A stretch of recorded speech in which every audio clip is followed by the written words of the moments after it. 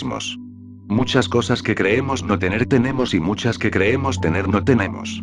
Nos hemos formado falsos conceptos sobre sí mismos y debemos hacer un inventario para saber qué nos sobra y qué nos falta. Suponemos que tenemos tales o cuales cualidades que en realidad no tenemos y muchas virtudes que poseemos ciertamente las ignoramos. Somos gente dormida, inconsciente y eso es lo grave. Desafortunadamente pensamos de sí mismos lo mejor y ni siquiera sospechamos que estamos dormidos. Las Sagradas Escrituras insisten en la necesidad de despertar, mas no explican el sistema para lograr ese despertar. Lo peor del caso es que son muchos los que han leído las Sagradas Escrituras y ni siquiera entienden que están dormidos. Todo el mundo cree que se conoce a sí mismo y ni remotamente sospechan que existe la doctrina de los muchos. Realmente el yo psicológico de cada cual es múltiple, deviene siempre como muchos. Con esto queremos decir que tenemos muchos yoes y no uno solo como suponen siempre los ignorantes ilustrados. Negar la doctrina de los muchos es hacerse tonto a sí mismo, pues de hecho sería el colmo de los colmos ignorar las contradicciones íntimas de que cada uno de nosotros posee. Voy a leer un periódico, dice el yo del intelecto. Al diablo con tal lectura, exclama el yo del movimiento. Prefiero ir a dar un paseo en bicicleta.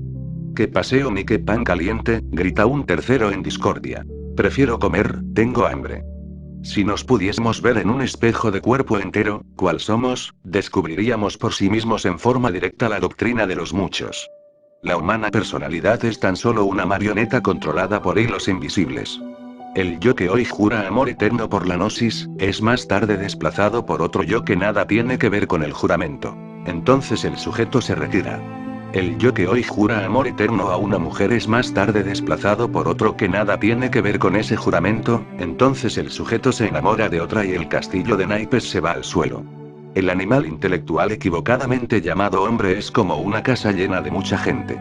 No existe orden ni concordancia alguna entre los múltiples yoes, todos ellos riñen entre sí y se disputan la supremacía. Cuando alguno de ellos consigue el control de los centros capitales de la máquina orgánica, se siente el único, el amo, empero al fin es derrocado. Considerando las cosas desde este punto de vista, llegamos a la conclusión lógica de que el mamífero intelectual no tiene verdadero sentido de responsabilidad moral. 26 Incuestionablemente lo que la máquina diga o haga en un momento dado, depende exclusivamente del tipo de yo que en esos instantes la controle. Dicen que Jesús de Nazaret sacó del cuerpo de María Magdalena 7 demonios, 7 yoes, viva personificación de los 7 pecados capitales. Obviamente cada uno de estos 7 demonios es cabeza de legión, por ende debemos sentar como corolario que el Cristo íntimo pudo expulsar del cuerpo de la Magdalena millares de yoes. Reflexionando todas estas cosas podemos inferir claramente que lo único digno que nosotros poseemos en nuestro interior es la esencia, desafortunadamente la misma se encuentra enfrascada entre todos esos múltiples yoes de la psicología revolucionaria. Es lamentable que la esencia se procese siempre en virtud de su propio embotellamiento.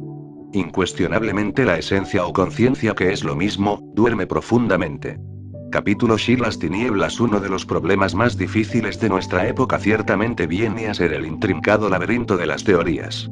Indubitablemente, por estos tiempos se han multiplicado exorbitantemente por aquí, por allá y acullá las escuelas pseudo-esoteristas y pseudo-ocultistas. La mercadería de almas, de libros y teorías es pavorosa, raro es aquel que entre la telaraña de tantas ideas contradictorias logre en verdad hallar el camino secreto. Lo más grave de todo esto es la fascinación intelectiva. Existe la tendencia a nutrirse estrictamente en forma intelectual con todo lo que llega a la mente. Los vagabundos del intelecto ya no se contentan con toda esa librería subjetiva y de tipo general que abunda en los mercados de libros, sino que ahora, y para colmo de los colmos, también se atiborran e indigestan con el pseudo-esoterismo y pseudo-ocultismo barato que abunda por doquiera como la mala hierba. El resultado de todas estas jergas es la confusión y desorientación manifiesta de los bribones del intelecto. Constantemente recibo cartas y libros de toda especie.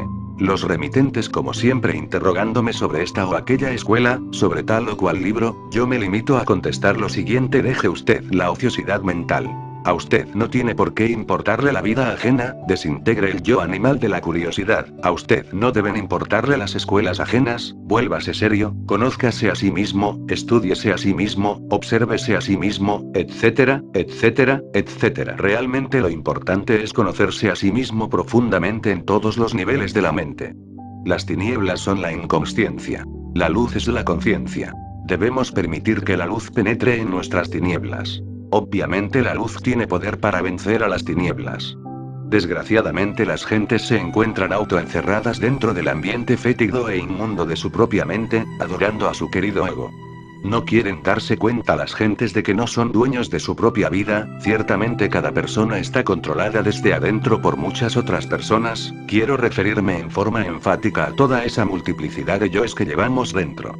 Ostensiblemente cada uno de esos yoes pone en nuestra mente lo que debemos pensar, en nuestra boca lo que debemos decir, en el corazón lo que debemos sentir, etc. 27 En estas condiciones la humana personalidad no es más que un robot gobernado por distintas personas que se disputan la supremacía y que aspiran al supremo control de los centros capitales de la máquina orgánica. En nombre de la verdad hemos de afirmar solemnemente que el pobre animal intelectual equivocadamente llamado hombre, aunque se crea muy equilibrado, vive en un desequilibrio psicológico completo.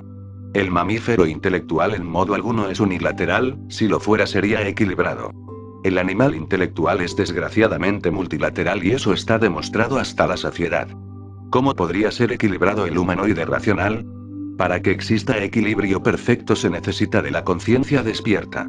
Solo la luz de la conciencia dirigida no desde de los ángulos sino en forma plena central sobre nosotros mismos, puede acabar con los contrastes, con las contradicciones psicológicas y establecer en nosotros el verdadero equilibrio interior. Si disolvemos todo ese conjunto de yoes que en nuestro interior llevamos, viene el despertar de la conciencia y como secuencia o corolario el equilibrio verdadero de nuestra propia psiquis. Desafortunadamente no quieren darse cuenta las gentes de la inconsciencia en que viven. Duermen profundamente. Si las gentes estuvieran despiertas, cada cual sentiría a sus prójimos en sí mismos. Si las gentes estuvieran despiertas, nuestros prójimos nos sentirían en su interior. Entonces obviamente las guerras no existirían y la tierra entera sería en verdad un paraíso. La luz de la conciencia, dándonos verdadero equilibrio psicológico, viene a establecer cada cosa en su lugar, y lo que antes entraba en conflicto íntimo con nosotros, de hecho queda en su sitio adecuado. Es tal la inconsciencia de las multitudes que ni siquiera son capaces de encontrar la relación existente entre luz y conciencia. Incuestionablemente luz y conciencia son dos aspectos de lo mismo. Donde hay luz hay conciencia. La inconsciencia es tinieblas y estas últimas existen en nuestro interior. Solo mediante la autoobservación psicológica permitimos que la luz penetre en nuestras propias tinieblas. La luz vino a las tinieblas pero las tinieblas no la comprendieron. Capítulo Shi y las tres mentes existen por doquiera muchos bribones del intelecto sin orientación positiva y envenenados por el asqueante escepticismo. Ciertamente el repugnante veneno del escepticismo contagió a las mentes humanas en forma alarmante desde el siglo XVI. Antes de aquel siglo la famosa isla contrabada o encubierta, situada frente a las costas de España, se hacía visible y tangible constantemente. No hay duda de que tal isla se halla ubicada dentro de la cuarta vertical. Muchas son las anécdotas relacionadas con esa isla misteriosa. 28 después del siglo XVI y la citada isla se perdió en la eternidad, nadie sabe nada sobre la misma. En las épocas del rey Arturo y de los caballeros de la mesa redonda, los elementales de la naturaleza se manifestaron por doquiera, penetrando profundamente dentro de nuestra atmósfera física. Son muchos los relatos sobre duendes, genios y hadas que todavía abundan en la verde Erin, Irlanda. Desafortunadamente, todas estas cosas inocentes, toda esta belleza del alma del mundo, ya no es percibida por la humanidad debido a las sabiondeces de los bribones del intelecto y al desarrollo desmesurado del ego animal. Hoy en día los sabiondos se ríen de todas estas cosas, no las aceptan aunque en el fondo ni remotamente hayan logrado la felicidad. Si las gentes entendieran que tenemos tres mentes, otro gallo cantaría, posiblemente hasta se interesarían más por estos estudios. Desgraciadamente los ignorantes ilustrados, metidos en el recoveco de sus difíciles erudiciones, ni siquiera tienen tiempo para ocuparse de nuestros estudios seriamente. Esas pobres gentes son autosuficientes, se hallan engreídas con el vano intelectualismo, piensan que van por el camino recto y ni remotamente suponen que se encuentran metidas en un callejón sin salida. En nombre de la verdad debemos decir que en síntesis, tenemos tres mentes. A la primera podemos y debemos llamarla mente sensual, a la segunda la bautizaremos con el nombre de mente intermedia. A la tercera la llamaremos mente interior. Vamos ahora a estudiar cada una de estas tres mentes por separado y en forma juiciosa. Incuestionablemente la mente sensual elabora sus conceptos de contenido mediante las percepciones sensoriales externas. En estas condiciones la mente sensual es terriblemente grosera y materialista, no puede aceptar nada que no haya sido demostrado físicamente. Como quiera que los conceptos de contenido de la mente sensual tienen por fundamento los datos sensoriales externos, indubitablemente nada puede saber sobre lo real, sobre la verdad, sobre los misterios de la vida y muerte, sobre el alma y el espíritu, etc. Para los bribones del intelecto, atrapados totalmente por los sentidos externos y embotellados entre los conceptos de contenido de la mente sensual, nuestros estudios esotéricos les son locura. Dentro de la razón de la sinrazón, en el mundo de lo descabellado, ellos tienen razón debido a que están condicionados por el mundo sensorial externo. ¿Cómo podría la mente sensual aceptar algo que no sea sensual? Si los datos de los sentidos sirven de resorte secreto para todos los funcionalismos de la mente sensual, es obvio que estos últimos tienen que originar conceptos sensuales. Mente intermedia es diferente, sin embargo, tampoco sabe nada en forma directa sobre lo real, se limita a creer y eso es todo. En la mente intermedia están las creencias religiosas, los dogmas inquebrantables, etc. Mente interior es fundamental para la experiencia directa de la verdad. Indubitablemente la mente interior elabora sus conceptos de contenido con los datos aportados por la conciencia superlativa del ser. Incuestionablemente la conciencia puede vivenciar y experimentar lo real. No hay duda de que la 29 conciencia sabe de verdad. Sin embargo, para la manifestación la conciencia necesita de un mediador, de un instrumento de acción y este en sí mismo es la mente interior. La conciencia conoce directamente la realidad de cada fenómeno natural y mediante la mente interior puede manifestarla. Abrir la mente interior sería lo indicado a fin de salir del mundo de las dudas y de la ignorancia. Esto significa que solo abriendo la mente interior nace la fe auténtica en el ser humano. Mirada esta cuestión desde otro ángulo, diremos que el escepticismo materialista es la característica peculiar de la ignorancia. No hay duda de que los ignorantes ilustrados resultan 100% escépticos. La fe es percepción directa de lo real. Sabiduría fundamental. Vivencia de eso que está más allá del cuerpo, de los afectos y de la mente. Distíngase entre fe y creencia. Las creencias se encuentran depositadas en la mente intermedia, la fe es característica de la mente interior. Desafortunadamente existe siempre la tendencia general a confundir la creencia con la fe. Aunque parezca paradójico, enfatizaremos lo siguiente: el que tiene fe verdadera no necesita creer. Es que la fe auténtica es sapiencia vívida, cognición exacta, experiencia directa. Sucede que durante muchos siglos se ha confundido a la fe con la creencia y ahora cuesta mucho trabajo hacerles comprender a las gentes que la fe es sabiduría verdadera y nunca vanas creencias. Los funcionalismos sapientes de la mente interior tienen como resortes íntimos todos esos datos formidables de la sabiduría contenida en la conciencia.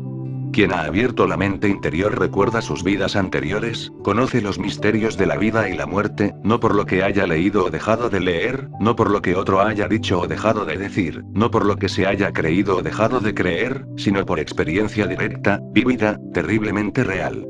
Esto que estamos diciendo no le gusta a la mente sensual, no puede aceptarlo porque se sale de sus dominios, nada tiene que ver con las percepciones sensoriales externas, es algo ajeno a sus conceptos de contenido, a lo que le enseñaron en la escuela, a lo que aprendió en distintos libros, etcétera, etcétera, etcétera. Esto que estamos diciendo tampoco es aceptado por la mente intermedia porque de hecho contraría sus creencias, desvirtúa lo que sus preceptores religiosos le hicieron aprender de memoria, etcétera. Jesús el Gran Kabir advierte a sus discípulos diciéndoles: cuidaos de la levadura de los saduceos y de la levadura de los fariseos.